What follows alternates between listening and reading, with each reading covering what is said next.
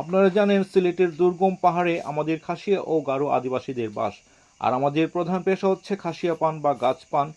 এইটা চাষ করেই আমরা আমাদের জীবিকা নির্বাহ করে থাকি। আর এই বছর আমাদের এই পানের মধ্যে উত্তরাম নামক স্থানীয় ভাষায় ভাইরাসে আক্রান্ত হয়ে অনেক পান গাছ ও পানের উৎপাদন ক্ষতির সম্মুখীন হচ্ছে। এই যে দেখতে পাচ্ছেন গাছ ভর্তি পান, এগুলো কিন্তু এই ভাইরাসে আক্রান্ত। এই যে পাতা দেখতে পাচ্ছেন কালো হলুদ বর্ণের দাগ, এটাই হচ্ছে সেই ভাইরাস। এটা ধীরে ধীরে সব পাতার মধ্যে ছড়িয়ে নিজে নিজে পচে পাতাগুলো পড়ে যায় এবং বাতাসের সাথে মিশে ভাইরাসটি জমির চারপাশে ছড়িয়ে যায়।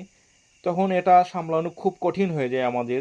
তখন বাধ্য হয়ে এই আক্রান্ত গাছ ভর্তি পান গাছগুলো কেটে ফেলে দিতে হয়। আপনারা দেখতে পাচ্ছেন কাটা হচ্ছে। আর এভাবেই আমাদের এত কষ্টের ফলানো পান বাগানগুলোর ক্ষতি সাধন হচ্ছে। এখন পর্যন্ত এই রোগের কোনো চিকিৎসা বা